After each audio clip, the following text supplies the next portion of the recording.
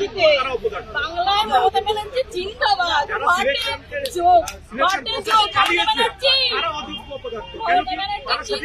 বেঁচে থাকুন এইভাবে আমাদেরকে শেষ করার জন্য।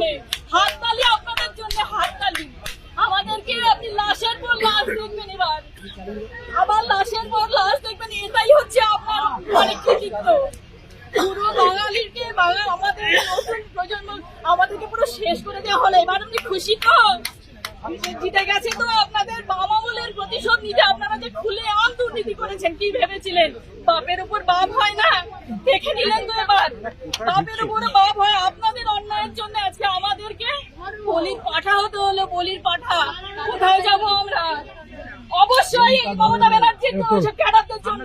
তারা যদি টাকা না নিয়ে সামনে দিকে কি করে আসতো এই প্রশ্নটা এত বছর? 2012 সালের এসএসসিতেও দুর্নীতি হয়েছে, সেটা চাপা পড়ে গেছে। তারপরে এটা খুলে আমি কোথায় ঢুকছো বলো তো তুমি? কোথায় কোথায় টাকা নেওয়া হয়েছে, কারা চাকরি পেয়েছে টাকা দিয়ে? কেন এগুলো কোথায়? যারা সরকার তারা যদি দুর্নীতির সাথে যুক্ত থাকে, আমাদের দোষ কোনটা? আমাদের যে আমরা অন্যায় করি,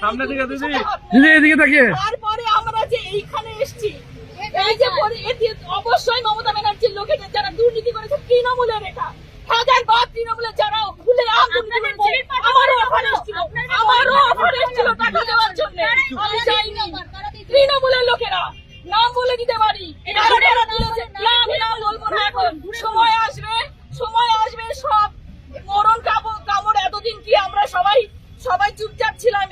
এবারে মরণ কামড় দিয়েই তারপর মরবো। মরে তো যাবো, এছাড়া এইভাবে আমরা বাড়িতে তো আর ফিরতে পারবো না। অনেক কষ্ট করে 29 বছর বয়সে এসে চাকরি পেয়েছি। 29 বছর বয়সে বাচ্চাগুলোকে এখন তো জানি না ওদের সামনে কি করে ফেস করতে। বলুন তো, অন্যায় না করে এরকম পরিস্থিতিতে কেমন লাগে? আমি জানি না আপনারা ফিল করতে পারছেন কিনা, বাট আমি জানি না ওদের সামনে গিয়ে কিভাবে দাঁড়াবো। আমি ইভেন বাড়িতেও ফিরতে পারবো না। আমি জানি না কোথায় যাবো। মানে সেই জায়গাটা নেই। বললাম তো, অনেকটা সংগ্রাম করে জীবনের অর্ধেকটা দিয়ে দিয়েছি আমি।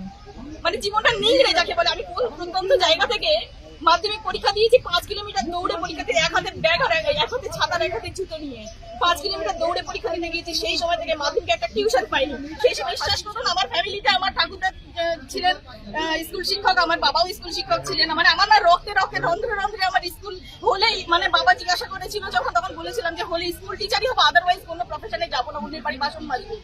এতটাই ডেডিকেটেড ছিলাম আমি। কারণ এই পরীক্ষা ছাড়া আমি অন্য কোনো পরীক্ষার জন্য আমি এগোইনি, ভালোই বাঁচতে পারিনি। এটা ছিল আমার শুধুমাত্র কি বলবো, এটা আমার প্যাশন, আমার ভালোবাসা, আমার লাইফ, এটা আমার জীবন। এটা আজকে আমার জীবন চলে গেল। ভবিষ্যৎ প্রজন্ম আপনারা আমাকে দেখছেন কথা বলছি, আমার কিন্তু আমি কিন্তু জীবিত নেই, নই আর কি এরকম। ভবিষ্যৎ প্রজন্ম এর রাজ্যে কি আর কোনোদিনও চাকরিতে ভরসা করবে, সরকারি চাকরিতে?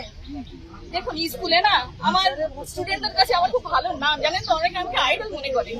আমি বারিপুর গার্লস হাই স্কুলের টিচার, যাবেন ওখানে জিজ্ঞাসা করবেন শাহানি ম্যাম কেমন। আমি শাহানি নাজনীন বলছি। আমি যখন জিজ্ঞাসা করতাম, অনেকেই বলতাম ম্যাম আপনার মতো হবে, করবে না, বুঝতে ভরে উঠতো। বুঝতে পেরেছেন? এখন কি বলবো বলুন তো? ওদেরকে বলবো যে ভালো করে পড়াশোনা